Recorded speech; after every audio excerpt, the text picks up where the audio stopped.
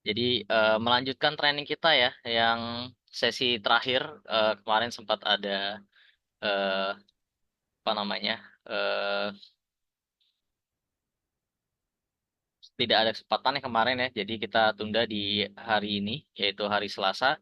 Dan di topik hari ini adalah topik yang ketiga dan topik yang terakhir mengenai IPsec VPN, kemudian SSL VPN dan juga beberapa basic konfigurasi. Oke, dan setelah hari ini nanti video hari ini akan kita upload di link yang kemarin ya, linktree.ee, kemudian garis miring ruji_partner, dan teman-teman bisa mereview kembali videonya, dan untuk materinya bisa di-download. Kemudian untuk exam, bagi yang belum daftar, silakan daftar di link yang ada di link pendaftaran di website tersebut. Nah, nanti kita akan assign di hari Senin depan. Jadi teman-teman masih bisa ada waktu untuk review ya examnya, materi dan persiapan untuk exam. Oke, kita mulai untuk topik pertama yaitu mengenai IPsec VPN. Oke, sebentar saya share screen terlebih dahulu untuk IPsec VPN.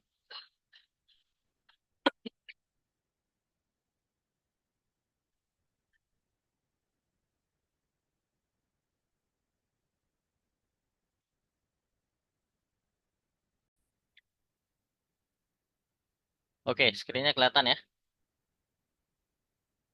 Baik, jadi di salah satu fitur firewallnya Ruiji, kita juga ada fitur untuk kebutuhan site-to-site VPN. Atau biasa yang teman-teman suka gunakan, ataupun istilahnya kita sebut IPsec VPN. Nah, sebelum kita masuk ke konfigurasi, di sini kita akan bahas sedikit mengenai konsep dari IPsec VPN itu seperti apa. Oke. Nah, pertama untuk IPsec VPN tentu di sini kita bisa gunakan fitur tersebut untuk menghubungkan antara network di pusat dan juga di cabang. Ya, jadi jaringan di pusat dan juga jaringan di cabang nanti kita bisa hubungkan. Jadi kita bisa mengakses resource dari branch ke HQ. Oke, dengan cara apa? Kita gunakan yang namanya IPsec tunnel. Jadi datanya ini akan di-encrypt secara secure melalui jaringan internet. Nah, kemudian arsitektur IPsec itu seperti apa? Nah, di sini ada tiga eh, komponen ya, di mana yang pertama adalah security protokolnya. Nah, ini digunakan untuk data protection ya, security protocol ini dipakai untuk data protection. Contohnya apa? Ada AH atau ESP ya. Jadi opsi yang dipakai untuk security protocol itu ada dua, ada AH, kemudian ada ESP. Lalu ada dari jenis operating mode-nya. Nah, operating mode ini ada dua. Yang pertama adalah transport mode. Transport mode ini untuk client to client protection ya, di mana original paket headernya ini tidak dirubah ya, dan ini biasanya digunakan antar host. Kemudian ada tunnel mode. Ini site to site protection. Dan di sini menggunakan IP header baru ya. Jadi paket yang lewat melalui tunnel itu dia ditambahkan header baru di sini. Nah, biasanya mekanisme seperti ini itu untuk menghubungkan antara private network dengan private networks melalui jaringan internet. Contohnya apa? Router ketemu router. Nah, kita bikin VPN. Nah, jadi si klien kan nggak perlu setting apa-apa lagi ya. Dia sudah bisa terkomunikasi ke pusat melalui router yang saling terhubung menggunakan IPsec VPN. Kemudian ada key management. Di sini ada dua metode yaitu manual config dan juga menggunakan IKE untuk negotiation key-nya. Nah, IPsec transport itu dia menggunakan IPsec tunnel encryption ya seperti ini. Kemudian kalau untuk yang tunnel mode, oke, dia menggunakan apa? Router ya. Router ketemu router, baru nanti dari branch atau dari client dia cukup connect ke jaringan network yang ada di lokalnya ya. Nanti ketika ingin akses ke resource di site B misalkan, dia cukup melempar datanya ke arah router, nanti router yang akan melakukan forwarding data melalui tunnel. Oke. Nah, kita coba bahas istilah-istilah dari IPsec ya. Di sini ada yang namanya SA. Mungkin teman-teman pernah melihat informasi SA. SA ini adalah Security Association. Nah, saya coba ke poinnya. Jadi SA ini Security Association, di mana ini merupakan agreement ya atau perjanjian antar dua IPsec entity ya. Apa yang diprotek, kemudian bagaimana cara proteknya, kemudian siapa yang diprotek. Jadi nanti ketika kita build IPsec itu nanti akan ada informasi SA security-nya. Dan ini unik, jadi dia ada informasi unik ya, yang dimana terdiri dari SPI, kemudian destinasi IP address-nya, dan protokol header security protocol identifier-nya. Kemudian SA ini memproses, mendefinisikan bagaimana paket itu diproses. Misalkan mau pakai AH atau ESP. Kemudian tipe operating mode-nya tunnel atau transport. Verifikasi algoritmanya, enkripsinya, key-nya, lifetime-nya seperti apa. Dan IPsec SA ini unidirectional. Makanya nanti kalau VPN kebentuk tuh pasti nanti ada tuh SA dari source IP sekian, destinasi sekian. Begitu juga sebaliknya, source address dengan destination address itu unidirectional ya. Jadi dia makin membentuk dua SA secara terpisah. Jadi bisa ngobrol satu sama lain itu dengan catatan SA-nya itu kebentuk dari source ke destinasi yang ada di router lawan. Kemudian dari router lawan source-nya juga kebentuk di destinasi yang ada di router cabang. Nah, SA sendiri itu ada dua modelnya. Yang pertama untuk generate-nya menggunakan manual, di mana ini harus di-maintain ya. Jadi kalau ada error dan sebagainya, lifetime dan sebagainya, ya kita harus manual modifikasi. Sedangkan yang paling umum dipakai itu adalah IKE, Auto Management. Jadi SA-nya ini dia akan otomatis dilakukan establish ya, otomatis establish dengan cara apa? Dia memaintain eh, dan mendelete IKE protokol. Kalau SA lifetime-nya dia sudah expired, nanti dia akan coba rebuild ulang. Oke, seperti itu. Nah, lalu eh, untuk ini kita sekilas aja ya, karena mungkin kalau terlalu detail nanti cukup lama pembahasan IPsec ini. Nah, lalu untuk AHA sendiri, apa sih AHA itu adalah Authentication Header, di mana dia digunakan untuk data integrity, ya, data integrity dan source verification check. Nah, AHA ini, ya, dia tidak melakukan encryption datanya. Jadi nggak tersedia ya untuk data encryptionnya. Dan dia menggunakan IP protokol yaitu kodenya 51. Oke. Nah, ini AHA berbeda dengan yang nanti ESP ya. Ini contoh ya. Ini kalau misalkan pakai transport mode kemudian menggunakan metode AHA encapsulation-nya. Nah, ini original paket ada data TCP header, original header, kemudian ketika diproses menggunakan AHA maka akan disisipkan AHA header ya. AHA header antara original dan TCP-nya. Nah, AHA ini berisi apa? Authentication data. Kemudian di dalamnya ada yang namanya key gitu ya. Kemudian ada hash algoritmenya. Nah, ini akan masuk ke dalam authentication data ini. Nah, sehingga dia menambahkan header baru ya di sini ya. New IP header plus AHA. Nah, seperti ini mekanismenya. Jadi ada key original IP paket.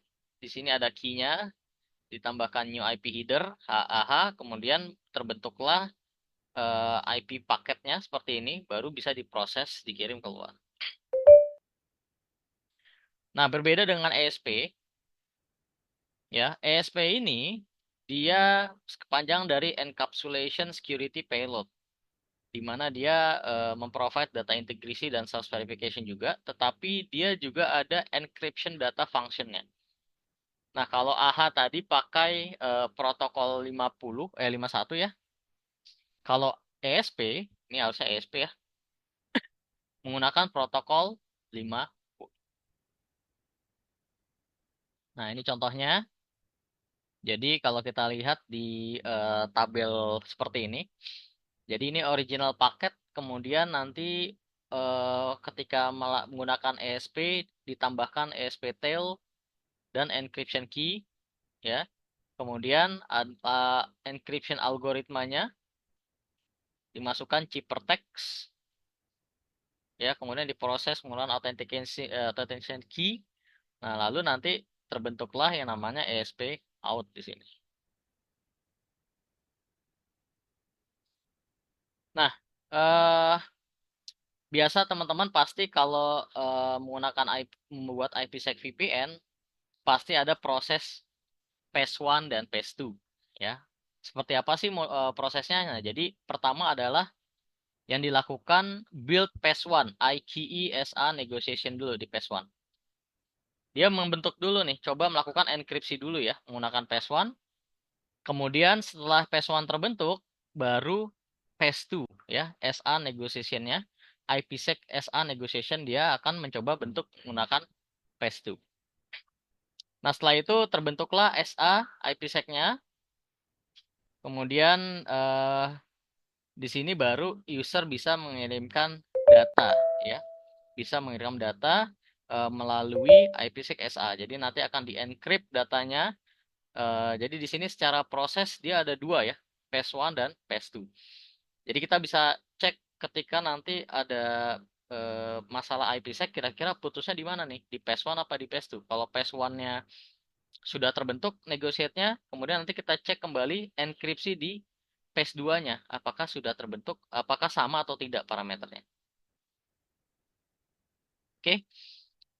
Nah, di IPsec jadi dibagi dua fase ya. Pertama fase 1 yaitu ISA ISA KMP SA atau IKSA, di mana ini untuk build phase 1 dan opsinya kita bisa pakai dua, main mode atau aggressive mode.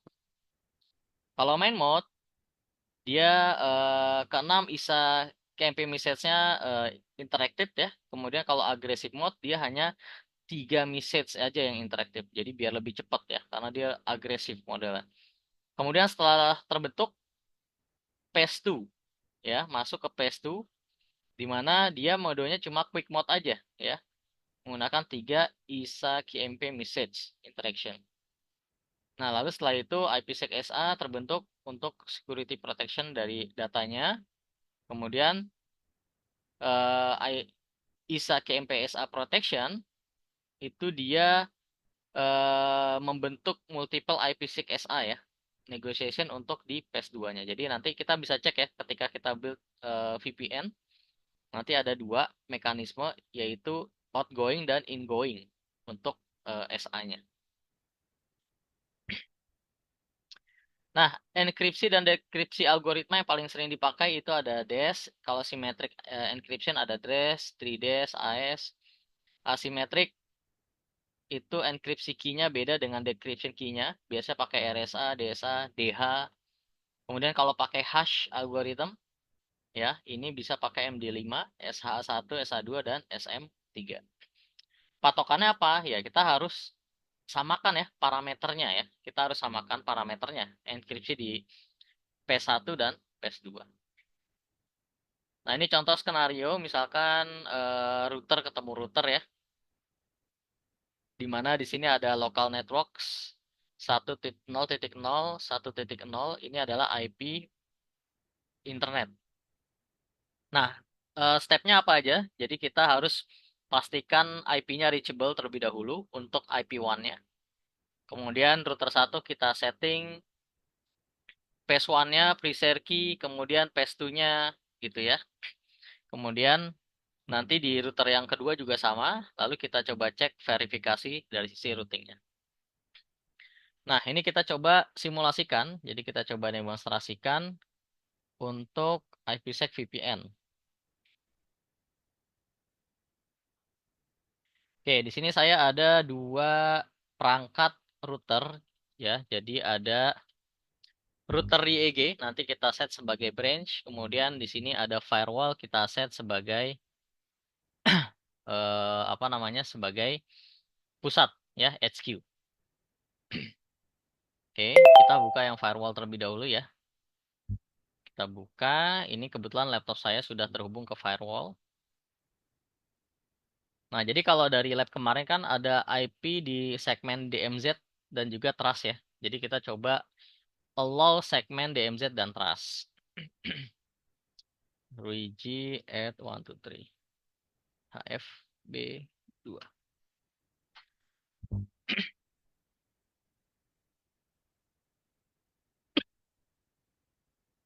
Oke, ini sudah login. Sebentar saya hubungkan dulu perangkat AP supaya bisa testing nanti.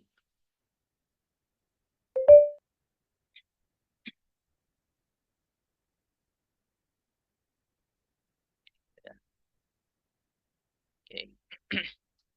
Oke, nah bagaimana kita buat IPsec VPN? Nah, teman-teman di sini kita bisa masuk ke menu Networks. Kemudian di sini ada yang namanya IPsec VPN. Ya, IPsec VPN. Kemudian kita bisa select config wizard. Jadi di sini ada wizard ya yang teman-teman bisa gunakan.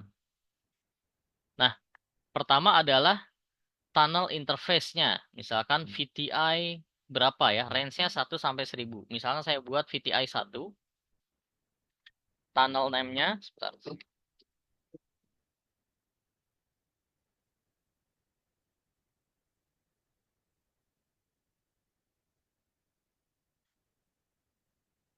Oke, tunnel name-nya misalkan VPN pusat. Lalu kita mau buat point to point atau point to multi point. Kalau point to point berarti asumsinya firewall kita sebagai branch mengarah ke main office atau untuk kebutuhan satu site aja ya, site to site aja. Tapi kalau point to multi point, firewall kita difungsikan sebagai pusat di sini. Kita next. Kemudian ini outbound interface-nya adalah ISP-nya ya. Nah, di sini kita pakai one port nomor 7. Lalu preset key-nya kita isi ya. Misalkan di sini saya pakai Luigi at 123. Seperti itu ya. Kemudian kita samakan lagi. Luigi at 123. Jadi ini harus sama. Key dan confirm key-nya harus sama. Kita next. Nah, di sini teman-teman perlu mendefine network mana yang mau diizinkan untuk berkomunikasi. Saya coba cek dulu di perangkat eh, EG ini segmennya berapa. Kita cek like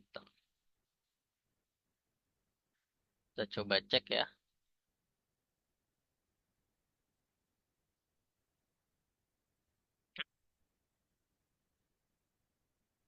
Ya, kita create di sini. Kita buat misalkan subnet to subnet, subnet to subnet ya. Local network 10.1.20/24. Peer networknya berapa?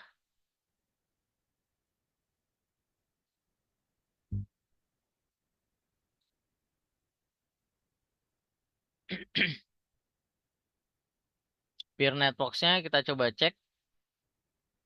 Di sini LAN-nya 10.11 ya. Kita cek port VLAN.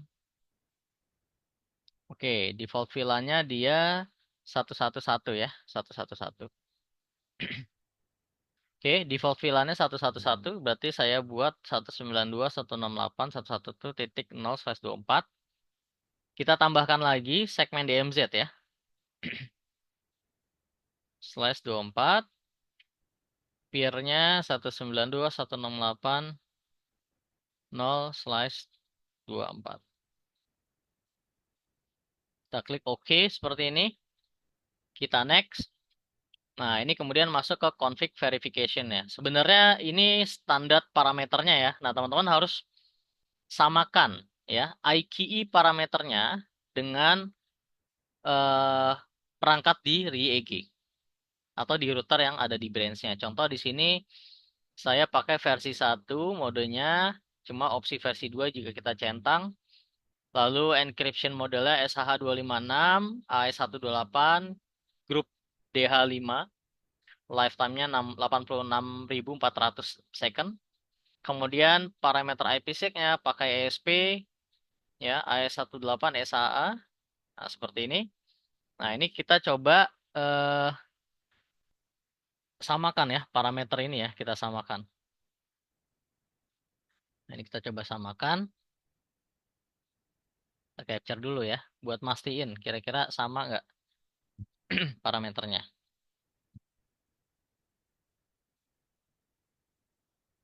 Oke, kalau sudah kita klik finish. Nah, ini adalah IPsec di sisi firewall. Jadi IPsec VPN di sisi firewall kita buat seperti ini. Nah, nanti kita coba cek di tunnel monitoring. Apa saja sih yang sudah terbuat ketika kita buat wizardnya? Pertama adalah custom tunnelnya. Kemudian ada kalau kita cek di policy security pasti ada policy baru ya, teman-teman. Nah, di sini akan ada otomatis policy baru. Kalau kita expand, kita coba edit.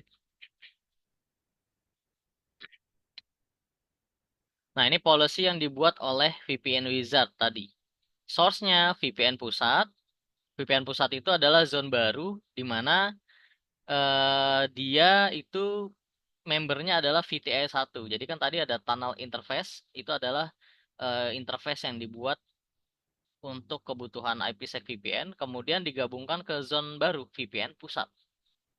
Kemudian source address-nya dari sini, ya. Lalu destinasinya ini ke any ya. Teman-teman bisa spesifikan sebenarnya. Ke any atau ke trust DMZ itu juga boleh. Lalu destinasinya dia ke arah 10120 dan 11.0. Nah, ini adalah policy yang dibuat ya, policy yang dibuat eh, untuk dari branch kemudian ke arah internal. Berikutnya juga sebaliknya sama dari internal firewall, network internal ke arah pusat dia juga otomatis dibuatkan. Jadi dua arah ya, dua arah dibuatkan. Nah, ini kita lihat ya, source-nya zone-nya masih any, kita bisa spesifikkan pakai trust dan DMZ.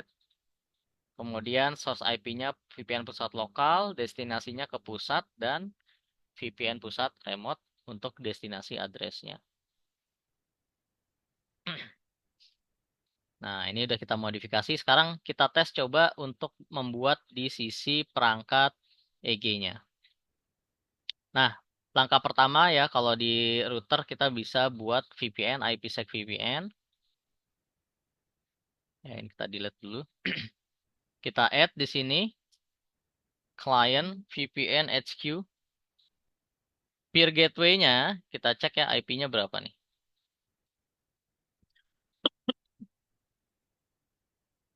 139, 172.16, 139. 172.16, 139. Interface-nya bisa kita pilih 10 misalkan. Kemudian IKE-nya kita pakai versi 1, lalu subnet lokalnya 111.0/24. Kemudian peer-nya adalah IP di firewall ya. IP di firewall. Ini juga sama, kita tambahkan. Kemudian peer-nya 20, ini adalah IP trust. Preset key Luigi at 123 seperti ini. Nah, ini adalah preset key yang kita buat. Kemudian kita coba pastikan sama ya IKE policy-nya. Tadi parameternya adalah SHA-256.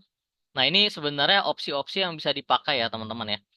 Kalau misalkan kita mau spesifikan aja, itu juga bisa. Jadi ini kita buang saja. Nah, kita pakai sesuai parameter yang tadi kita capture. Nah, ini kan yang sudah saya capture ya. SHH 256 AS 128 SHH grup 5. Jadi 256 AS 128 kemudian DH grup 5. Oke. Kemudian main mode lalu connection policy-nya itu pakai AS 128 SHA. Ya, ini udah ya AS 128 SHA. Ini kita matikan saja. Kita coba klik OK.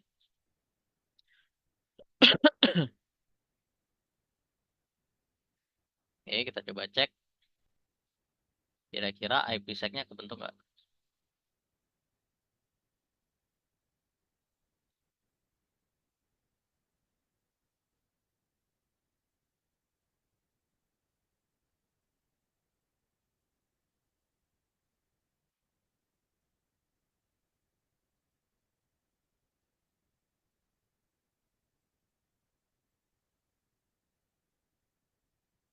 72 16 11.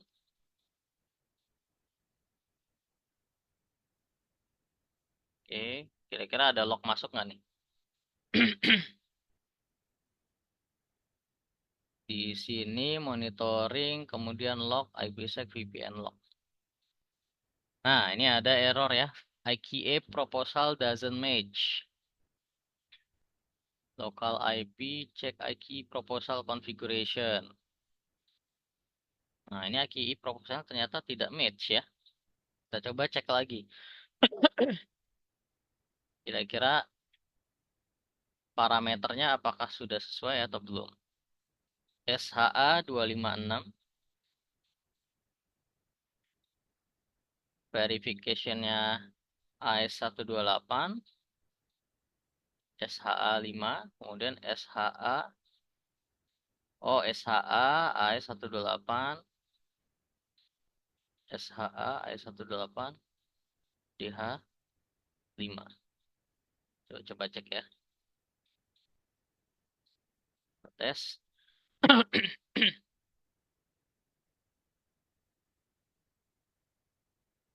Nah, ini establish ya. Local IP port. Kemudian kita coba cek di eh, networks, kemudian IPsec VPN, tunnel monitoring. Oke, nah teman-teman bisa lihat di sini ada dua ya. Jadi di sini ada dua untuk SA-nya, Security Association-nya, di mana dia akan membentuk 10110/24 mengarah ke 110/24 dan 10120 ke arah 111. Pun juga sama di sini, kalau kita lihat ya, dia akan ada 4 informasi ya. Sebenarnya ini ada 4 ya informasinya. Cuma kalau di sini nggak ke detail, terlihat detail. Kalau di sini dia dua arahnya kelihatan ya, in outnya kelihatan. Jadi in kalau dari firewall mengarah ke tunnel ke arah router melalui local IP peer-nya yang di sini 110 ke arah 111 ya, dia melalui SHA ya, melalui SA SPI ID yang ini. Seperti itu. Kemudian kalau nanti di root back ada balikan replaynya, dia lewat sini outnya ya. Jadi in-nya dari sini, kemudian nanti dari klien replay balik dia lewat sini. Jadi bida apa indirectional ya. Jadi nggak menggunakan link yang sama. Kita coba tes ping. Nah, ini bisa sekarang ya, 111. Kemudian kita coba dial dari sini 192 168 1.1. Nah, ini adalah perangkat di EG-nya. Nah, jadi kalau di sini kita bisa melakukan koneksi seperti ini. Nah, kalau misalnya saya mau blok networks yang trustnya, gimana? Misalkan kita tes ya, di policy-nya ini kita disable. Jadi IPsec-nya kebentuk, tapi policy-nya kita disable. Security policy-nya kita disable ya, misalkan. DMZ to trust kita disable. seperti ini. Kemudian yang di sini juga kita disable.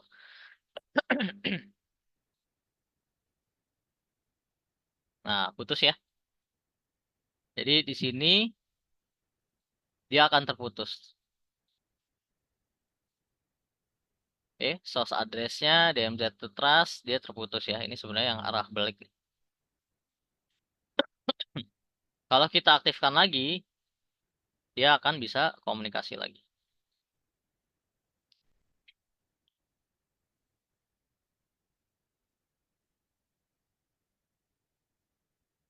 Nah, seperti ini. Jadi meskipun IPsec VPN-nya terbentuk, kita masih bisa filtering lagi ya, teman-teman ya. Kita bisa filtering dari sini. Misalkan saya pengen securing nih. Networks-nya saya pengen dipasang security, antivirus, dan IPS. Teman-teman bisa sisipkan di sini ya. Kita bisa sisipkan di sini. Kemudian antivirusnya kita pasang, dan seterusnya. Jadi dari VPN pusat ke cabang ataupun sebaliknya, kita bisa proteksi menggunakan UTM ataupun Unified Threat Management-nya. Jadi kita bisa filter in case kalau ada serangan ternyata dari sisi network VPN itu masih bisa ke filter dari sisi firewall. Oke, sehingga lebih secure. Kita coba cek ya di SSL, IPsec VPN. Di sini sudah terbentuk. Kalau teman-teman mau lihat lognya, kira-kira kenapa nggak establish, nah ini bisa dari sini ya. Log errornya bisa kelihatan dari sini. Nah, seperti ini. Jadi kalau misalkan IKE proposal doesn't match ya, berarti kita coba troubleshooting dari sisi IKE proposalnya. Seperti itu ya. Oke. Nah, ini untuk IPsec VPN security. Cukup mudah ya. Cukup mudah. Ada opsi lain nggak untuk IPsec VPN? Nah, untuk sekarang opsinya untuk kebutuhan site to site, point to point, dan point to multi point. Ya, untuk SSL untuk apa namanya L2TP VPN ini belum ada fitur ini di firewall, ya. Dan kalau untuk remote VPN kita bisa menggunakan yang namanya SSL VPN. Nah, sekarang kita coba masuk ke SSL VPN. Ya. Mungkin ada pertanyaan nggak dari teman-teman? Kalau untuk IPsec VPN. Jadi IPsec VPN dia nanti interface tunnelnya terbuat di sini ya, di tunnel interface. Kemudian kalau nggak bisa di ping IP-nya, kita bisa aktifkan di sini ya, IP VPN IP tunnelnya. Pingnya kita buat di sini nih supaya bisa di ping misalkan. Tunnel interface-nya itu bisa. Dan ini bisa dikasih IP ya. Jadi nanti kita bisa menggunakan yang namanya route based VPN. Ya, lebih mudah kita bisa routing. VPN-nya terbentuk, kemudian antar cabangnya kita bisa atur lalu lintas routingnya.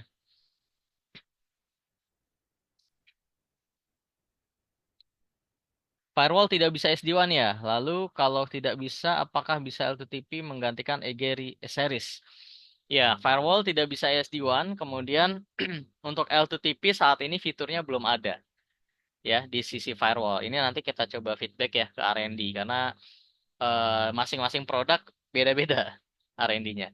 Nah, tetapi eh, fungsi umum seperti IPsec itu juga sudah ada. Nah, oke, kita masuk ke fitur yang kedua untuk security access, yaitu SSL VPN. Oke, SSL VPN. Teman-teman mungkin pernah pakai yang namanya L2TP atau PPTP VPN, tetapi kalau yang lebih secure sekarang teman-teman bisa menggunakan namanya SSL VPN. Nah, di mana SSL VPN ini dia biasanya dari sisi perangkat penyedia layanan SSL-nya itu menggunakan aplikasi lagi ya untuk establish SSL-nya ya. Contoh di Ruiji itu kita ada aplikasi yang namanya SSL VPN Ruiji. Nah, di sini kita akan coba demonstrasikan bagaimana membuat remote access menggunakan SSL VPN. Nah, sebelum masuk ke konfigurasinya, kita coba jelaskan dulu apa itu SSL VPN.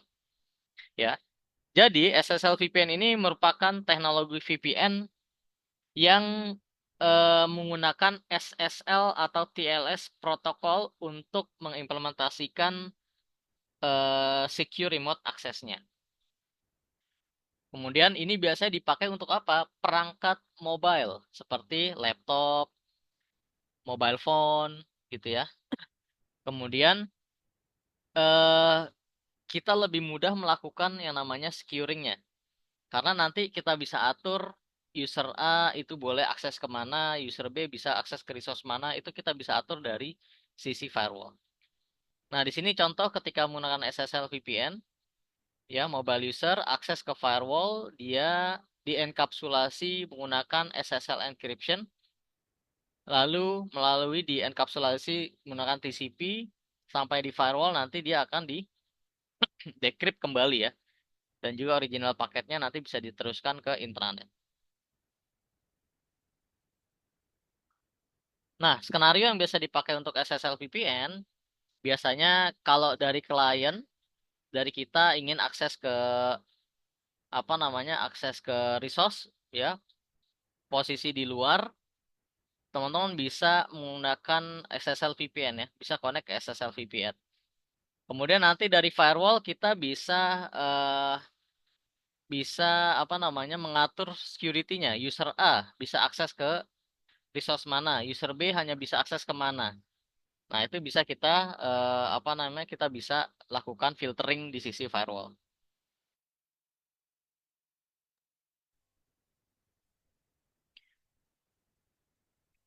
Nah, lalu prinsip kerjanya bagaimana?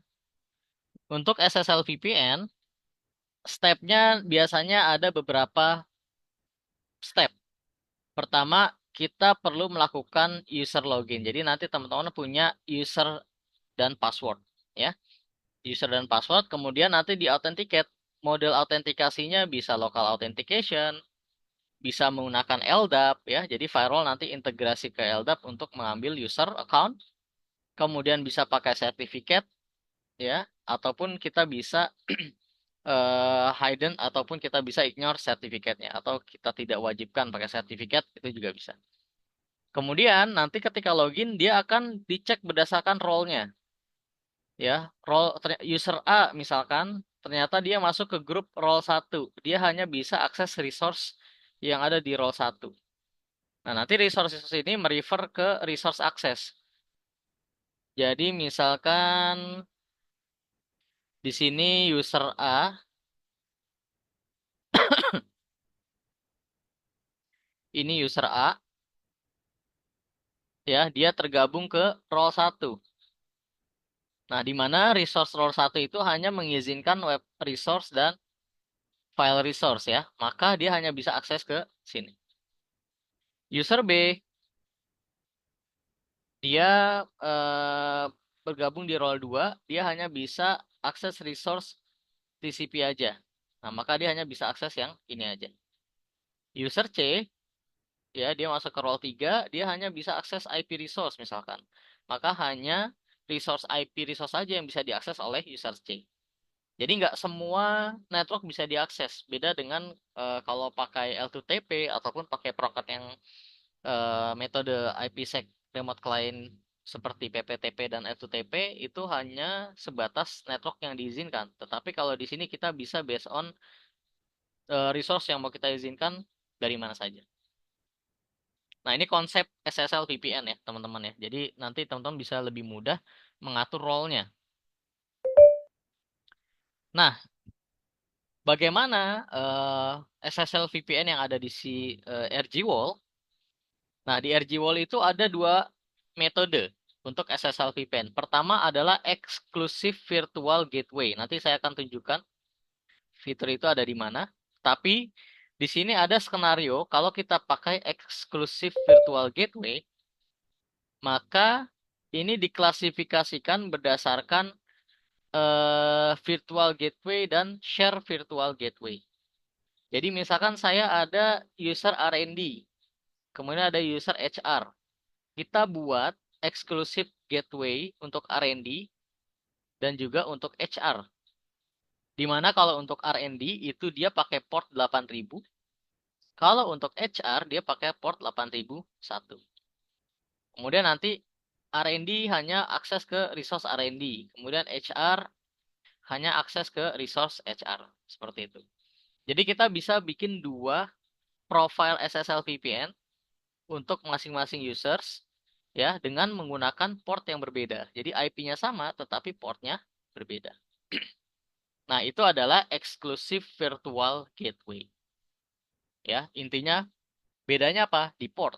Ya, port yang R&D dia pakai port 1, port 8000. Kalau yang HR dia pakai 8001. Seperti itu. Kemudian opsi kedua yaitu share virtual gateway. Nah, di share virtual gateway ini kita menggunakan yang namanya domain, teman-teman ya.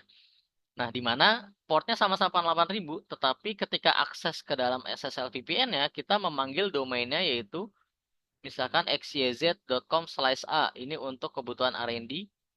Kemudian satu lagi xyz.com/b, domainnya ini untuk kebutuhan HR. Jadi ini kalau misalkan punya domain, kita mau pointing gitu ya, untuk kebutuhan firewall, SSL, kita bisa pakai dua metode. Pertama pakai port, dibedakan, atau kedua portnya sama tetapi domainnya beda. Ya, misalnya xyz.com/a. Jadi yang membedakan adalah kode di belakangnya ya. A, B, ataupun kita bisa kasih nama yang lain. Oke, baru nanti masuk ke resource-nya di sini. Nah, sekarang bagaimana kita melakukan konfigurasinya? Nah, untuk konfigurasinya, yang pertama, kita bisa masuk ke SSL VPN Gateway yang ada di menu Networks. Kemudian, di sini kita definisikan namanya, ya SSL-nya. Kemudian kita pilih eksklusif atau share. Kalau eksklusif berarti kita pilih nanti IP address-nya dari sisi gateway-nya plus portnya, port berapa. Kalau pakai share, kita bisa define domainnya di sini. Kemudian ada prefer DNS, kita pakai intra DNS atau customer DNS. Lalu untuk protokolnya, nah di sini teman-teman bisa select mau pakai TLS 1, TLS 11 ataupun 10 plus algoritma encryption-nya ya. Dan sertifikatnya kita bisa juga import juga ya kalau teman-teman punya sertifikat yang mau kita import khusus untuk SSL VPN. Lalu kita masuk ke login credential seperti ini. Kemudian kita buat IP range pool-nya dan kita define tunnel resource-nya. Nah, ini kita coba demokan ya. Kita coba demokan terlebih dahulu. Oke. Nah, ini contohnya di sini kita masuk ke dalam settingan SSL ya. Kita login dulu ya admin 123 RDD 8.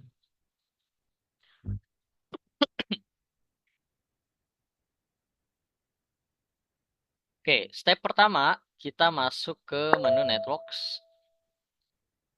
Kemudian teman-teman lihat di sini ada yang namanya SSL VPN ya. Kita klik SSL VPN. Nah, tapi perlu teman-teman cek untuk SSL VPN itu ada concurrent user yang available-nya. Contoh di sini kita bisa cek di sistem, kemudian di eh, authorization management. Nah, nanti teman-teman kan akan misalkan update performance license ya. Nah, di sini akan bisa terlihat max concurrence license-nya itu berapa. Jadi kalau yang series ini sudah 500 concurrent free license. Jadi memang sudah free ya, maksimum 500 aja. 500 concurrent SSL user. Jadi ketika satu router ini bisa menghandle sampai 500 klien SSL dalam satu waktu ya. Sekarang kita coba config, kita klik networks. Kemudian di sini ada SSL VPN gateway. Nah, step pertama adalah kita create SSL-nya ya. Kita create seperti ini. Contoh gateway name SSL VPN. Lalu teman-teman bisa cek, ini ada eksklusif, ada share ya. Kita mau buat yang mana nih? Pertama kita pilih yang eksklusif ya. Jadi kalau eksklusif itu dia yang membedakan adalah portnya. Oke, kita pilih gateway address-nya mengarah ke ISP ya. Kemudian portnya kita rubah ya, misalkan pakai 10443. Oke, misalkan 10443 seperti ini. Lalu DNS-nya mau kita pointing DNS dari sisi kita atau biarkan pakai customer DNS. Kalau teman-teman punya aplikasi lokal DNS di sisi server SQ, kita bisa pointing pakai DNS yang ada di firewall misalkan. Itu juga bisa ya. Kemudian di sini kita pakai customer DNS. Errornya apa nih? SSL VPN. Kemudian protokolnya kita mau aktifkan. Misalkan nih saya aktifkan semua. Kemudian sertifikatnya pakai yang default saja. Maksimum concurrent usernya berapa? Jadi dalam satu profile ini mau maksimum berapa users? Misalkan 100 users. Kan license-nya ada 500. Kalau kita bikin profile yang lain, kita bisa bagi-bagi ya untuk maksimum concurrent usernya. Kita klik next. Step berikutnya adalah login control. Nah, login control ini yang pertama adalah kita akan pilih dulu authentication methodnya. Ya, di sini saya sudah buat by default dia ada yang namanya default authentication method. Kemudian ada SSL VPN ini yang sebelumnya saya buat. Tapi kalau misalkan kita mau buat baru, kita juga bisa buat. Misalkan ini profilnya untuk uh, tadi apa? RD staff. Itu ya. RD staff. Kemudian kita pilih, oh ini nggak boleh pakai underscore ya. Oh kecil semua hurufnya ya. RD staff kita pilih SSL VPN enable. Lokasinya apa? Mau pakai server, dia ngambil akunnya. Kalau di sini saya pakai yang lokal aja ya. Jadi prefer lokal only. Kemudian web out-nya ini dipakai untuk kebutuhan autentikasi captive portal. Tapi ini nggak kita pakai, kita lebih concern ke SSL VPN ya. Kita pilih SSL enable, only local only, kita confirm. Kemudian kita select RD staff seperti ini. Nah, lalu ada metode two factor authentication. Jadi kalau teman-teman mau pakai two factor atau 2FA, di sini ada opsi SMS dan kita bisa pilih mau pakai Alibaba Cloud atau Twilio ya. Jadi saat ini ada dua yang tersedia, Alibaba Cloud dan Twilio. Jadi ketika login pakai username akun, nanti akan minta second apa namanya kode ya melalui SMS. Nah ini kita skip dulu ya. Kemudian ada prevent brute force. Jadi di sini kalau ada yang coba-coba login pakai IP luar, pakai akun yang anonim misalkan, dia akan kita lock akunnya. Kemudian IP-nya juga akan kita lock. Jadi kalau nyoba-nyoba login misalkan sebanyak 5 kali, dia akan di lock ya, tidak diizinkan sampai 300 second. Kita bisa increase nih value-nya sampai 10.080 ya kalau di sini. Kemudian ada graphic verification, kemudian ada hardware signature verification. Jadi nanti akan ada deteksi terlebih dahulu ya. Tapi kita tes nanti kita coba aktifkan. Sementara kita disable terlebih dahulu. Kemudian ada idle timeout. Jadi kalau tidak ada traffic, tidak ada aktivitas dari sisi user selama 30 menit nanti akan kita force untuk dia terputus ya. Jadi ini bisa di customize. Dan client version controlnya ini teman-teman bisa pilih mau yang latest version dari Secure Cloud atau mau custom config ya, kita bisa definisikan atau pakai any version. Kita pilih any version dulu aja ya. Seperti ini, kalau sudah kita klik next. Nah, di sini kita akan buat available IP range-nya. Pastikan IP-nya itu berbeda dari IP yang ada di network kita sekarang. Kan tadi ada 10.1.1.0/24. Itu DMZ. 120.124 itu adalah trust. Kita misalkan buat 10.1.100.0/24. Oke. Ini untuk ketika kita connect SSL maka nanti akan dapat IP range segini. Ya. Lalu ada tunnel mode.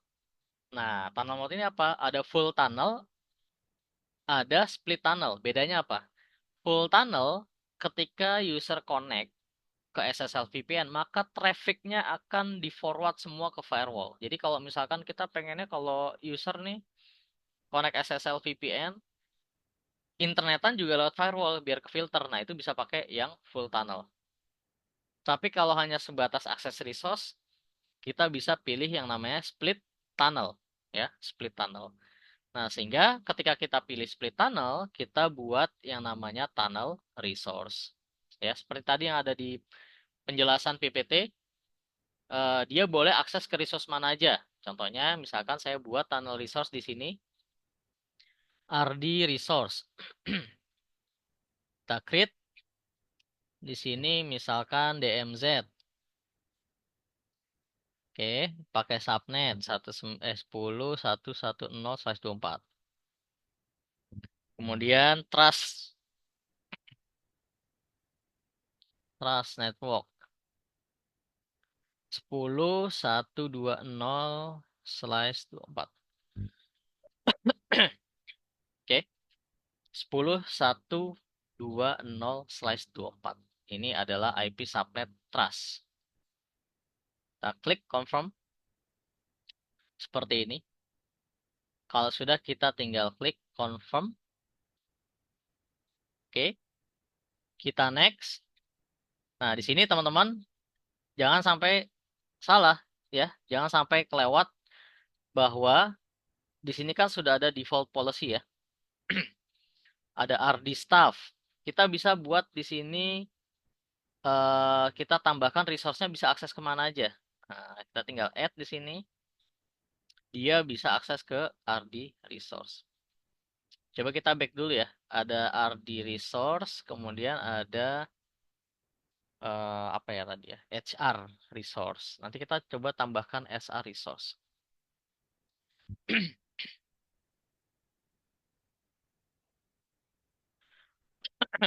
Oke, atau satu dulu ya, satu dulu nggak apa-apa deh.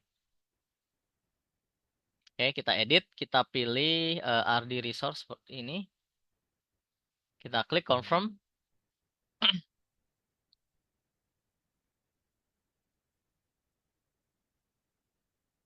Oke, kalau sudah kita klik finish.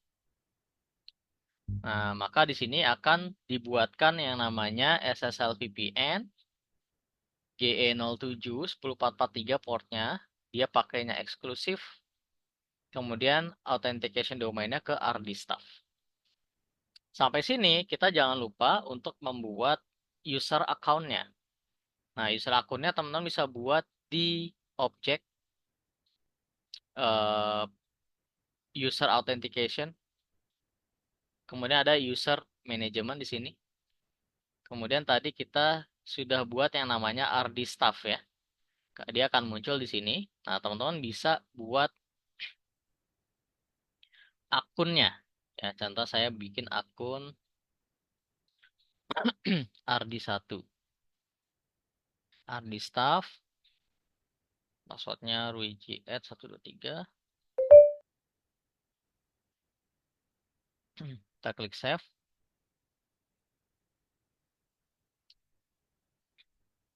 Oke, kemudian kita add lagi.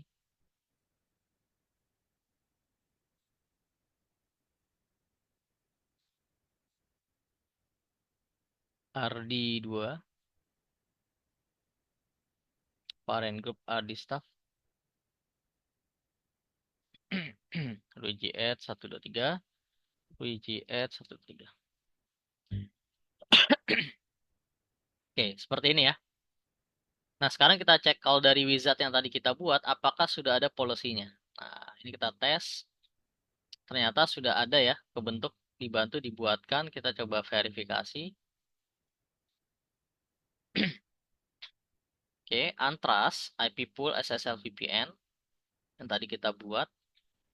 Kemudian destinasinya ke yang ada di sini ya, resource-nya, dan action-nya permit.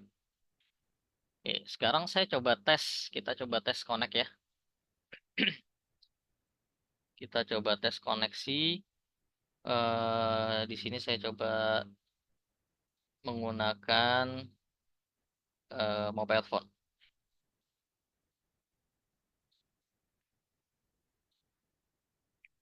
Nah, saya coba buat menggunakan mobile phone di sini. Saya share screen dulu ya, sebentar.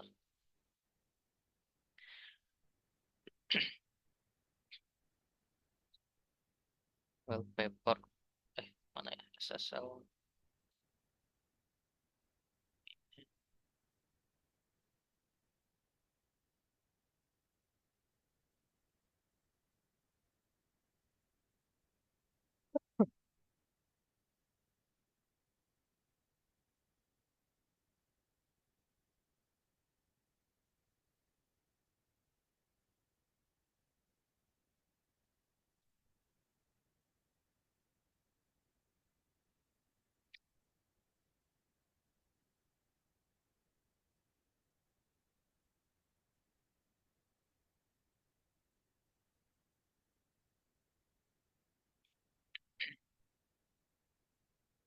Oke, ini saya coba share screen menggunakan mobile phone. Jadi di sini saya sudah menginstal aplikasi SSL VPN.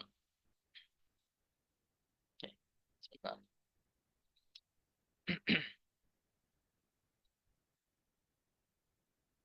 Zoom mana ya? Zoom.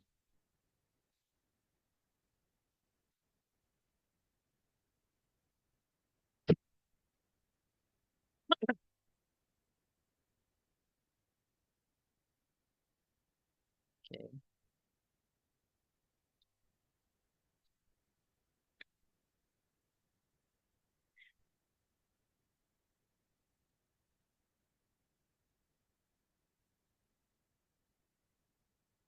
mana ya? Sebentar ya. Ini saya buka Zoom-nya dulu.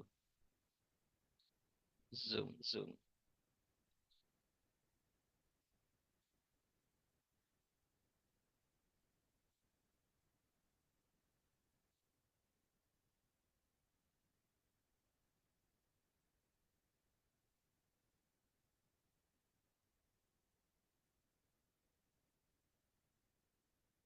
Pertama kita tes pakai mobile phone.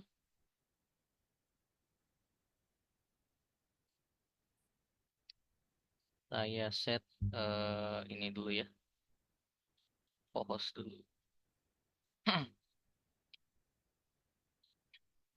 Oke, ini saya coba share screen.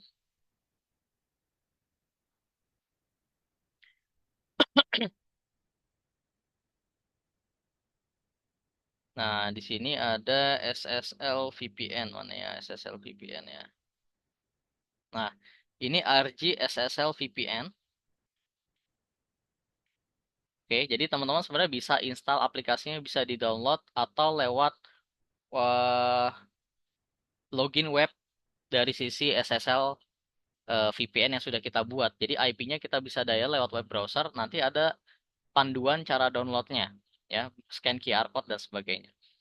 Nah, di sini kita coba cek parameter untuk SSL VPN-nya ya. Tadi kita kan buat SSL VPN-nya itu menggunakan port 10443. Jadi IP-nya 10443 172.16.1.139, kemudian 10443 ya. Nah, di sini eh, kita coba login pakai akun yang tadi kita buat. Tadi akunnya ada di sini, user authentication, kemudian RD staff. Nah, akunnya di sini RD1. RD underscore staff.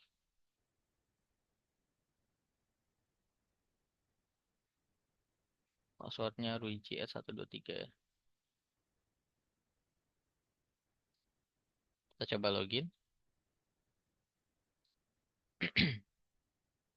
Nah, ini successful connected ya. Kemudian dapat IP-nya 10.1.102. Oke, kemudian kita coba tes ping, kira-kira berhasil nggak ngeping dari apa namanya dari itu mana ya? Oh, ini. Dari HP ke local networks ya kita ping. 10.1.2.2 kita tes ping. Nah, ini bisa ya. Tes ping ke sini bisa. Kemudian kita coba stop, kita ping ke controller.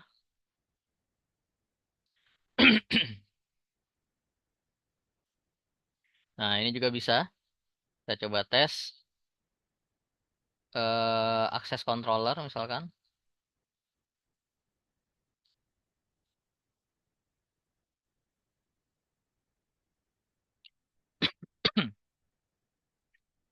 Nah, ini bisa ya. Oke. Nah, ini kita bisa akses melalui lokal IP dari si controller. Kemudian dengan connect menggunakan SSL VPN. Nah, ini coba kita balik lagi ke VPN-nya ya, ke firewall. Nah, di firewall ini kita coba cek statusnya. Statusnya kira-kira seperti apa nih?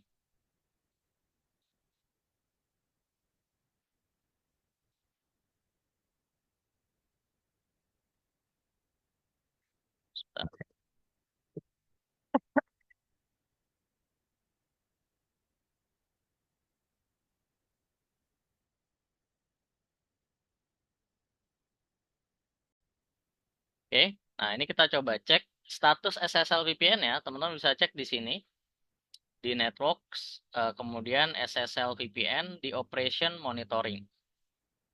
Nah, di sini akan kelihatan ada satu akun. Oke, rd1@rd_staff. Ini dia IP virtualnya. Dia login menggunakan IP yang di sini. Sekarang uplink downlinknya sudah seperti ini trafficnya ya. Nah, kita bisa kick offline. Kemudian kita juga bisa memblokir ya. Kalau tadi kita bisa akses 10.1.1.10 misalkan. Nah, saya pengen akun ini itu kita blocking. Jadi nggak boleh akses ke segmen 1.1.10, tapi yang lainnya boleh misalkan. Nah, di sini kita bisa buat di policy seperti ini. Kemudian kita bisa duplikasi ya, kita duplikat. Kita coba copy.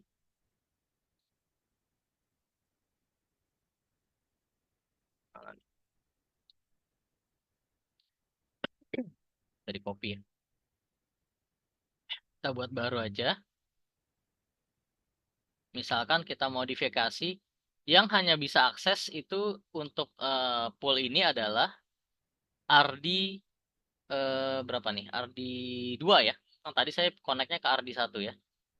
Nah, di sini teman-teman bisa tambahkan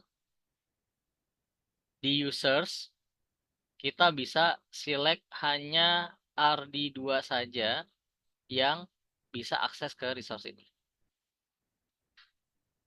Kita klik save.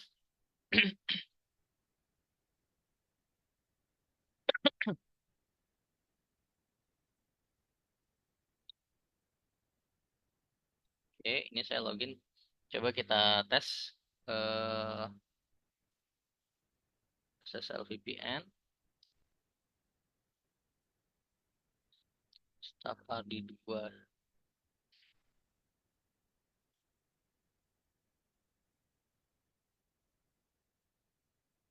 Trust. Permit. Kemudian usersnya RD2. Oke. Kita coba logout. Kita coba login lagi.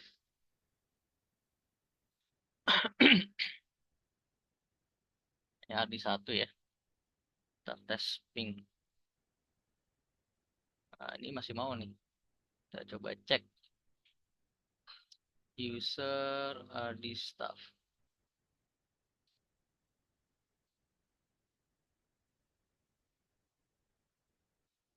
Nah, kayaknya masih ada policy yang lama ya.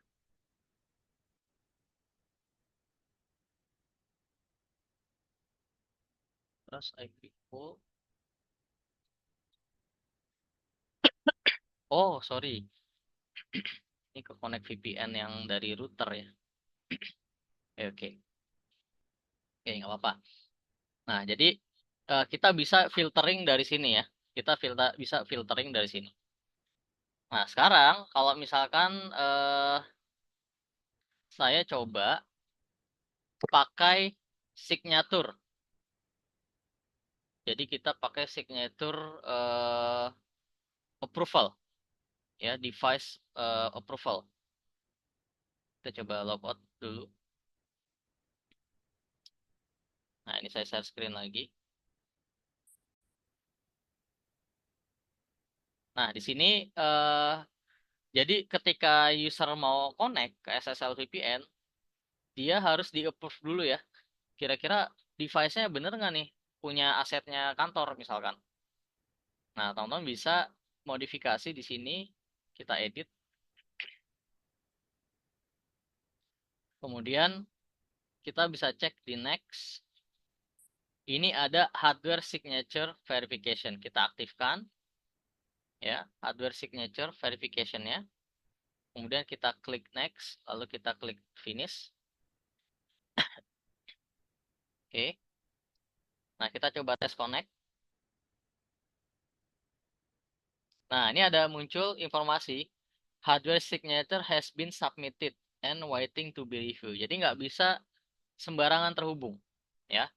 Kemudian kalau mau validasi bagaimana? Nah, teman bisa cek di sini di hardware signature.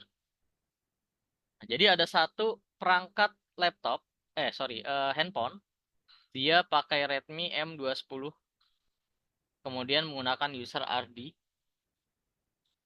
hardware signature-nya seperti ini. Ini mau di-approve atau di-delete. Nah, kalau di-approve berarti dia bisa terhubung ya. Nah, kita coba cek lagi. Sini kita coba login dan dia berhasil terhubung. Oke. Jadi kita bisa apa namanya? Verifikasi ya. Kita bisa verifikasi untuk eh, jenis device-nya sebelum dia berhasil login. Kemudian nanti kita pastikan kira-kira sudah di-approve belum nih, sesuai belum ya device yang diizinkan untuk akses ke resource SSL VPN. Kalau bisa, kalau sudah sesuai ya sudah. Nanti tinggal kita approve ya. Kita approve seperti di sini.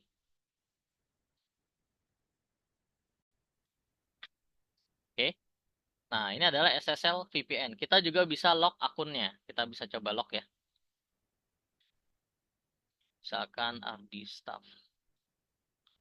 Oh, ini auto unlock ya, auto unlock. Make it offline. Oh, ini auto unlock kalau yang ini ya. Jadi nanti ketika kita aktifkan locknya, kita coba tes ya. Kita mungkin buat gagal loginnya 2 kali. Nah, gitu ya. Kita klik save. Sekarang ini kita coba buat salah passwordnya. Kita buat salah passwordnya 124. Kita klik connect. Login incorrect. Nah, lagi tes lagi. Nggak benar ya, tes lagi. Oh, sudah di lock ya. User account has been locked. Karena coba-coba login sebanyak 2 kali gagal. Nah, kita coba cek di sini. Mana user yang ke lock. Nah, ini dia. Jadi RD1 @RD login IP-nya di sini dia ke lock. Kita bisa unlock,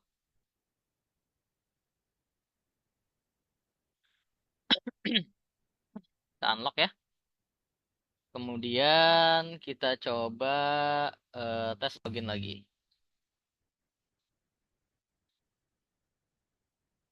Nah, sekarang sudah berhasil login ya. Kita bisa login menggunakan akun tersebut.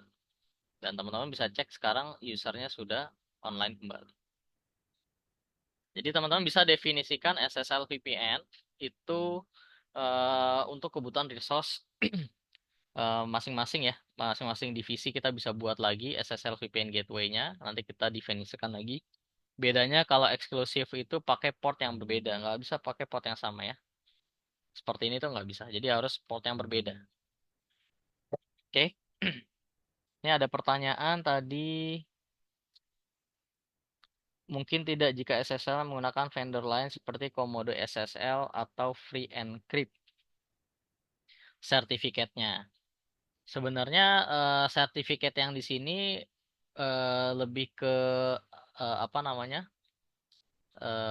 CA sertifikat ya. Kalau misalkan available untuk import server sertifikatnya, kemudian kita generate SSL sertifikatnya supaya trusted memungkinkan. Jadi kan nanti ada prosesnya nih supaya bisa eh, apa namanya? Bisa trusted CA sertifikatnya ya dari yang sertifikat yang kita beli misalkan dari luar. Jadi supaya pakai domain nggak seperti ini nih nantinya. Atau nanti kita buat sertifikat khusus klien SSL VPN. Jadi wajib mencantumkan sertifikatnya. Nah, ya, di sini kita wajib mencantumkan sertifikatnya. Nah, itu juga bisa. Oke, nah kalau dari laptop seperti apa? Nah, saya coba pindah dulu ya. Kita pindah dulu ke mungkin agak terdisconnect sebentar.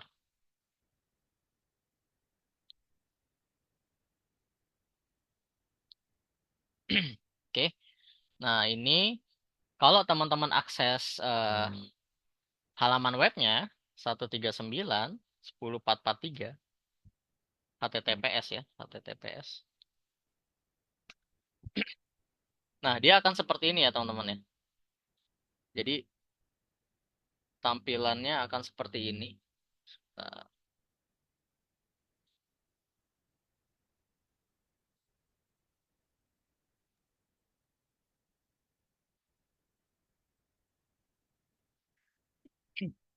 kita bisa download kliennya untuk macOS, Windows, Linux, iOS bisa di-scan di sini QR code dan teman-teman bisa login di sini ya RD2 misalkan apa tadi ya?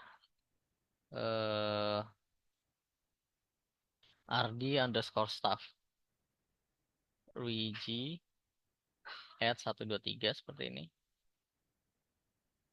V6 PI. Oh salah.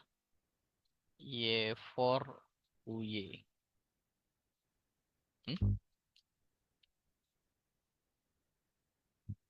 MX8Q. Sistem error.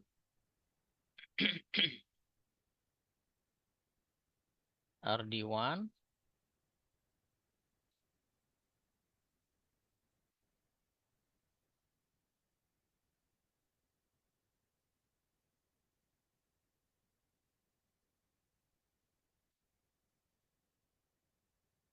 CQ.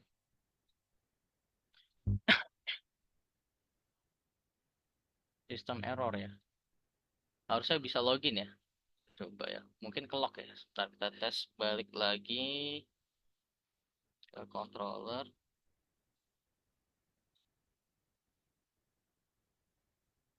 Kita coba cek kira-kira user ke lock nggak?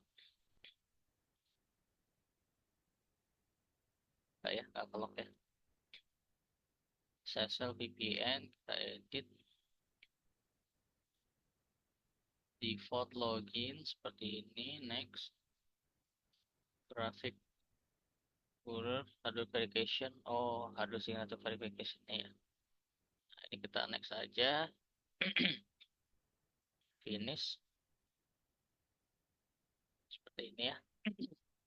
Coba kita tes connect SSL VPN. Ini sudah saya install SSL VPN-nya. Ini saya pindah dulu ke network yang satu lagi ya. Oke, ini 10443 RD2 at origin networks. RD_staff.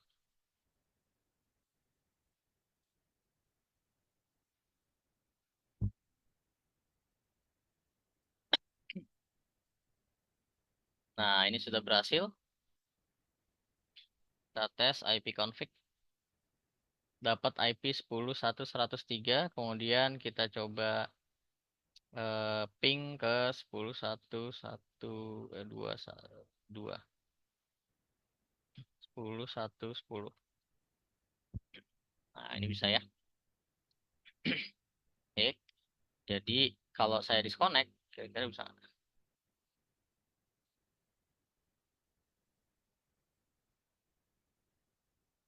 Nah, nggak bisa ya. Oke. Nah, kurang lebih SSL VPN seperti itu ya teman-teman ya. Jadi kita bisa kontrol user yang login menggunakan SSL VPN dan kita juga bisa filtering trafficnya ya. Kita bisa filtering trafficnya menggunakan SSL VPN. Oke, ada lagi pertanyaan nggak ya dari teman-teman? Oke, kalau tidak ada, mungkin kita sedikit review mengenai basic common troubleshooting untuk firewall. Jadi ini adalah topik terakhir ya. Topik terakhir untuk firewall RSC security.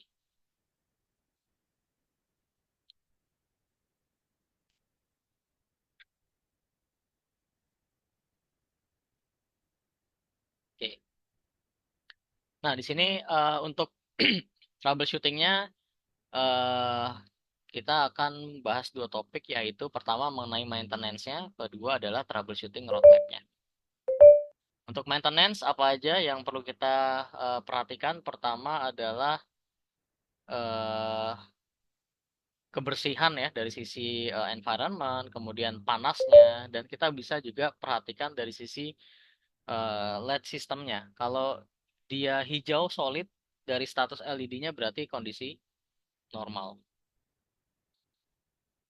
Kemudian untuk mengecek sistem parameternya, teman-teman bisa cek di view device detail seperti ini. Nah, ini ada license expiration, kemudian firmware versionnya, kemudian kita bisa cek service parameternya. Jadi mungkin mau kita rubah hostname-nya, kita ganti port access untuk HTTPS-nya, login time-nya bisa kita rubah juga.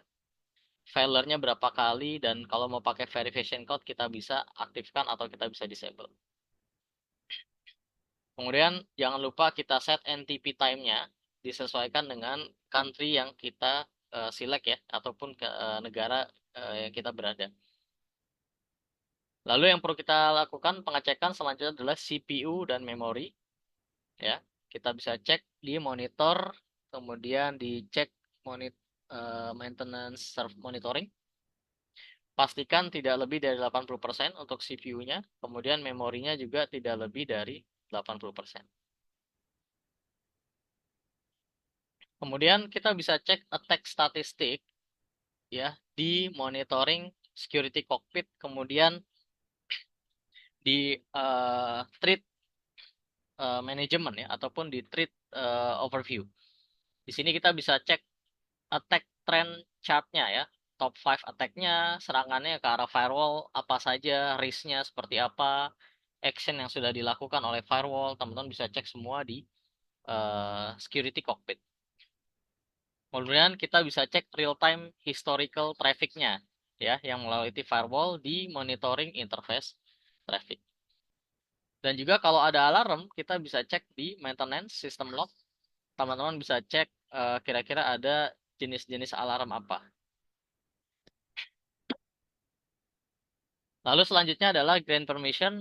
Pastikan hanya administrator yang bisa mengakses HTTPS management. di web UI-nya, kita bisa mendefinisikan service apa saja yang boleh diakses di local networks. Teman-teman bisa definisikan di policy, local defines, dan kita bisa create untuk custom policy yang mau kita buat. Kemudian jangan lupa diganti password web UI-nya. Ya, kita ganti password web UI-nya. Pastikan model apa jenis passwordnya, encryption modelnya, eh, kombinasinya kuat dari sisi karakter apa namanya, eh, huruf, huruf besar, huruf kecil gitu ya. Itu supaya tidak mudah ditebak. Oke. Kemudian kita bisa definisikan admin role-nya juga ya. Jadi nggak semua akun bisa akses konfigurasi. Mungkin hanya sebatas read only dan sebagainya. Ini kita bisa customize admin role-nya. Kemudian kita masuk ke fault diagnosis. Di sini apa saja fault diagnosis yang bisa kita lakukan? Pertama, kita bisa melakukan ping dengan cara kita bisa definisikan source-nya, source IP-nya, ping count-nya, packet length. Kemudian kita juga bisa melakukan traceroute. Ya, kita bisa lakukan seperti ini di menu firewall yang maintenance ya. Kemudian untuk packet obtaining, kita juga bisa mengecek eh, apa namanya log yang mau kita capture ya untuk kebutuhan troubleshooting. Mulai dari jenis interface-nya kita filter, kemudian protokolnya, source IP dan destinasinya, port dan MAC address-nya itu semua bisa kita collect di sini. Nah, kemudian masuk ke troubleshooting yang umum ya, yang mungkin sering terjadi dilakukan oleh dihadapi oleh teman-teman. Pertama, nggak bisa login ke firewall melalui serial port. Ya, solusinya eh, coba di reload ya, di restart firewallnya. Kemudian eh, kalau misalkan dicoba login beberapa kali nggak bisa, kita harus tunggu dulu ya, kemungkinan ke lock. Pastikan kita tunggu 3 menit ketika restart, 5 sampai 6 menit untuk firmware upgrade. Jadi kalau prosesnya lagi upgrade atau lagi restart, kita tunggu dulu kurang lebih 3 menit. Kalau proses lagi upgrade, kita tunggu 5 sampai 6 menit. Kemudian pingnya gagal di web UI. Nah, secara default ping dan SSH di disable di semua interface firewall. Dan kita bisa modifikasi pingnya. Di mana sih merubah pingnya? Nih, di sini ya teman-teman ya. Physical interface. Kemudian kita bisa edit. Sini teman-teman bisa cek ini pingnya kita bisa disable. HTTPS, ping, SSH. Defaultnya itu disable. Jadi nggak bisa di ping. Tapi kalau mau diizinkan untuk di ping, kita bisa aktifkan seperti ini. Ya, pingnya atau HTTPS atau SSH-nya. Kemudian networknya slow. Pastikan CPU-nya dan memorinya juga tidak melebihi 80% ya. Kemudian cek traffic monitoringnya. Lalu pastikan kita buat DDoS policy ya. Di policy security defense DDoS apakah ada serangan DDoS. Dan juga coba dites disable IPS-nya. Mungkin terlalu banyak yang diproses ya. Mungkin melebihi overload. Jadi kalau misalkan di luar kapasitas si firewall untuk memproses ya mungkin karena overload capacity dari sisi traffic di belakangnya, maka kita bisa coba tes beberapa kemungkinan kita misalkan disable IPS untuk mengecek kira-kira ada blocking dari sisi network atau tidak, dari sisi IPS atau tidak. Kemudian ada dial interface tidak available di domain config tapi available di root config. Solusinya atribut domain eh, inherit from the physical interface or sub-interface and doesn't require separate configuration. Oh, jadi domain atributnya untuk dial interface ini untuk PPPoE ya. Dia itu inherit ya, jadi mengikuti eh, apa ya parameter dari physical interface-nya atau sub interface-nya. Jadi nggak perlu di config secara terpisah ya. Kan kalau kita pilih PPPoE ya, jenis interface-nya. Ya kita bisa pilih di sini PPPoE tapi nggak terpisah ya, interface-nya dia inherent gitu. Kemudian ada common troubleshooting command. Nah, ini biasanya kalau teman-teman mau melakukan SSH, nggak kelihatan ya, sorry. Nah, ini. Misalkan teman-teman melakukan SSH, kita bisa menggunakan putih misalkan. Kemudian aktifkan command sudo nce cli-a. Ya, seperti ini baru nanti teman-teman bisa melakukan CLI command seperti ini. Kemudian kita bisa display startup running duration SN kita dengan command show product seperti ini. Kemudian kalau untuk mengecek config kan bisa show config, tapi dia tampilannya menggunakan display jenis yang pet ya. Jadi tidak sama dengan perangkat RGOS. Jadi kita bisa melihat komen config kan existing, show config di sisi CLI. Kemudian kalau untuk specific interface kita bisa ketik komen show config VRF main interface physical berapa misalkan itu bisa. Untuk ngecek CPU kita bisa cek detailnya di show CPU, lalu untuk memori kita cek di show memory seperti ini. Kemudian kita bisa cek throughput di interface dengan komen show interface throughput. Nanti kita bisa cek seberapa besar paket yang lewat. Kemudian juga kita bisa cek statistik interface-nya, ya, show interface statistik, dan mengecek duplex dan negotiation rate-nya dengan komen show interface port state VRF main name GE01. Kemudian kita bisa cek routing, ya, komennya show IP versi 4 routes atau display ARP show ARP all. Jadi kalau mau ngecek ARP mappingnya ya, IP ARP mappingnya. Lalu untuk kebutuhan flow table capacity kita bisa cek show NPF flow statistic di sini bisa cek kapasitas flow capacity table-nya berapa, sekarang dialokasikan sudah berapa. Ya, kalau mau ngecek detail bisa menggunakan komen seperti ini. Jadi ntar kelihatan nih flow ID-nya berapa, sessionnya apa, aging time-nya berapa, ya. Kemudian match security berapa, policy behavior yang permit atau tidak, dan bisa kelihatan source-nya dari mana, destinasinya kemana, lebih detail.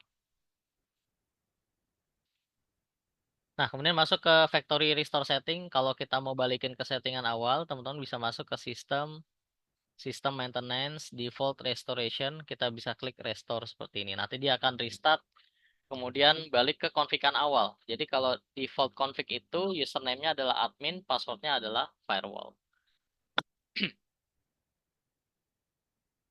Nah, untuk upgrade firmware bagaimana? Pertama, teman-teman bisa menggunakan web UI-nya. Kita bisa masuk ke sistem upgrade di sini.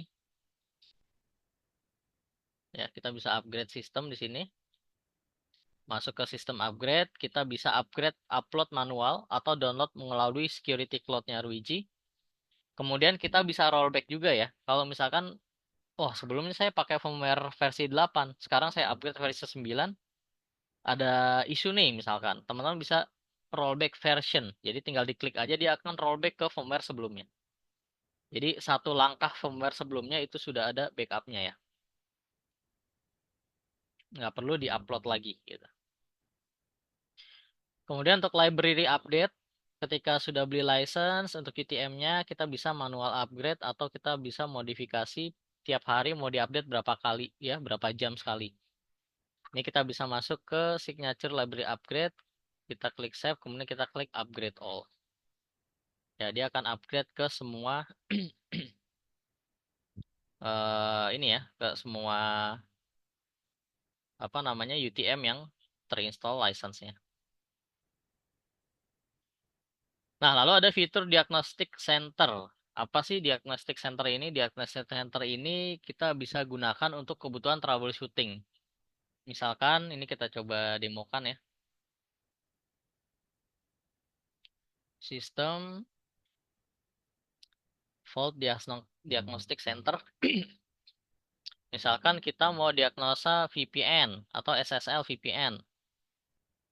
Misalkan pakai yang SSL VPN, username-nya RD1, 172.16.1.139.10.443. Nah, ini kita bisa diagnostik. Dia akan mengecek kira-kira eh ada error di mana? Apakah karena license saya tidak cukup atau mungkin dari sisi policy dan sebagainya. Nah, ini coba di capture paket basic nature-nya. Jadi ntar kelihatan ya kalau kira-kira ada yang rampas misalkan. Nah, ini merah kenapa? Karena tidak ada koneksi ya. Tidak ada user tersebut tidak aktif gitu ya. Kondisinya tidak aktif. Tidak ada traffic. Jadi nggak bisa di-capture diagnosis analitiknya.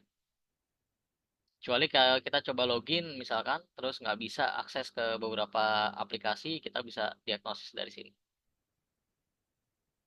Oke, coba yang di sini ya. Diagnostik traffic misalkan bisa berapa ya?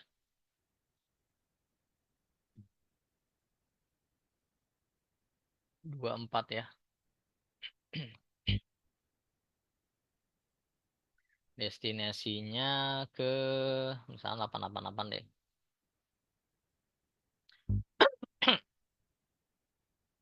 Protokolnya misalkan UDP. Portnya 53 deh. Tes ya, bisa nggak ya? Kita diagnos. Nah, dia akan ngecek ya dari traffic receiving detection-nya. Kita coba eh, kasih traffic ya.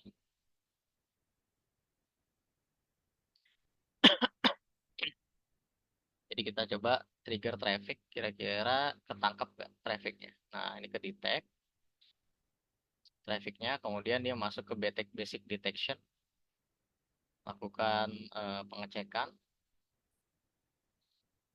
Ini bisa ya, nyampe, trafficnya lewat.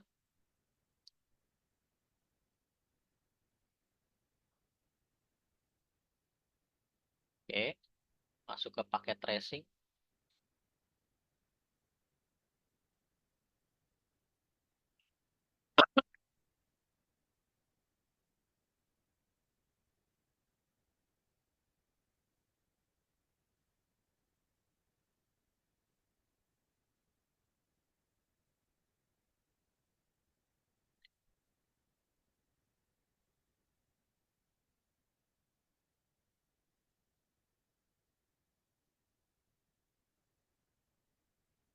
Yang lewat. Dan ini kondisinya normal ya. Jadi teman-teman bisa lihat proses flow-nya di sini. Mulai dari detection paket di sini, kemudian apakah datanya matching ya. Kemudian cek apakah sessionnya ke detect. Di sini dicek semua nih mulai dari NAT-nya, root-nya, aplikasinya, security-nya, termasuk eh, untuk NAT setting-nya ya. Dia diproses melalui NAT dan juga bisa nyampe ke 888. Jadi di sini eh, kondisinya bisa reachable nih, nggak ke blocking. Coba kita tes kalau kita blocking ya. Kita blocking. Kita blocking UDP. Blocking, block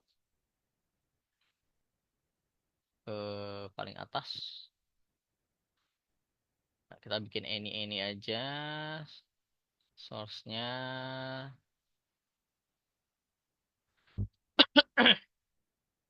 destinasinya ke 888. Confirm.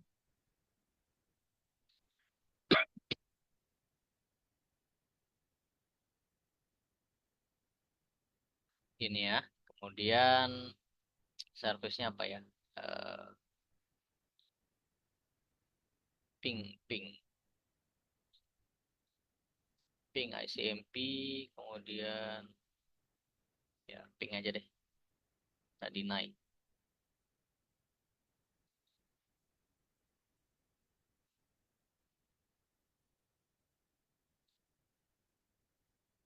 Oke. Nah, kita coba tes kira-kira kalau di diagnostik bisa dijalankan nggak nih? Kita coba kita exit. Kita diagnostik baru lagi 10.1.2.4. Protokolnya ICMP. Port destinasinya 888. Itu ya, kita coba diagnostik. Kita coba kasih traffic. Kira-kira ada traffic lewat atau tidak.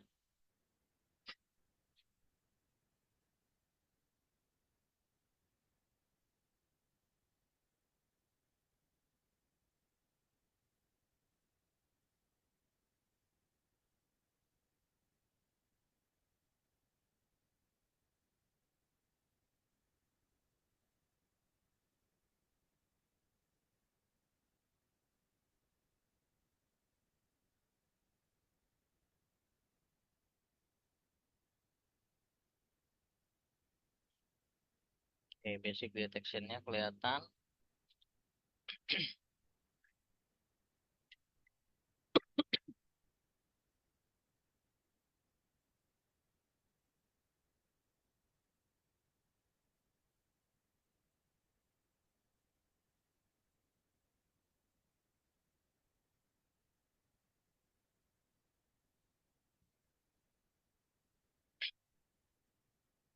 Nah, ini ada error nih. Di mana nih? Packet tracing error. Nah, ini ada security defense. Yes. Jadi paket are discarded. Ya, discardednya di mana? Jadi ketika masuk ke sini, dia kena security defense ya, kena blocking. Kita coba cek troubleshoot.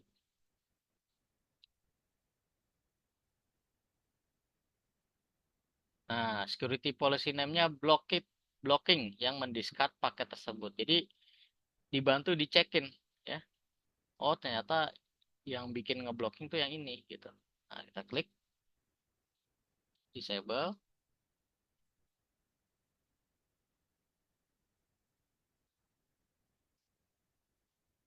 dia baru bisa jalan lagi. Oke, I have handled this problem. Interpreting is normal now. Oke, seperti itu ya. Jadi teman-teman kalau misalkan, wah kok ini nggak bisa lewat nih trafficnya, kenapa? Nah, kita bisa diagnos ya. Tapi kita coba kasih traffic supaya bisa kelihatan eh keblockingnya di mana gitu ya. Problem entah di routing kah atau di policy kah. Nah, di sini akan di guidance nih. Oh, ternyata policy name block ini nih yang membuat dia ke blocking. Oke. Nah, jadi kurang lebih seperti itu ya untuk training kita hari ini. Jadi ada SSL VPN, ada IPsec VPN, kemudian ada common basic common basic apa namanya troubleshooting. Nah, dan di sini teman-teman harapannya setelah training ini bisa mendeploy firewall sesuai dengan kebutuhan teman-teman masing-masing ya, di mana kita sudah melakukan konfigurasi untuk basic config melalui security policy, kemudian di hari kedua kita define UTM, security firewall-nya, kemudian di hari ketiga kita definisikan SSL VPN-nya seperti ini. Oke, nah jadi ini adalah 3 hari training untuk RSA Security. Silakan nanti untuk video recordingnya teman-teman bisa download di link sini ya. Bisa di view kembali. Jadi ada 2, yang hari pertama dan hari kedua sudah kita upload di YouTube, bisa dicek di sini. Kemudian materi RSA, exam security untuk kebutuhan exam bisa di-download di sini. Lalu untuk registrasi bagi yang belum bisa silakan registrasi di exam registration ini, dan nanti di hari Senin silakan dicek untuk examnya ya. Bisa dicek kalau sudah registrasi dan sudah kedetek di sistem, nanti akan muncul exam untuk RSA security-nya. Oke, jadi silakan dikerjakan. Untuk examnya itu kesempatannya 2 kali. Nanti kita open sampai 2 minggu ya. Jadi tanggal 2 sampai 13. Senin jam berapa ya? Senin bisa dieksekusi dari jam berapa aja ya? Sampai tanggal 13. Jadi mungkin Minggu malam lah, Minggu sore atau Senin pagi sudah saya upload. Jadi nanti mungkin kalau mau dicek bisa siang atau sore ya. Oke, ada pertanyaan dari teman-teman?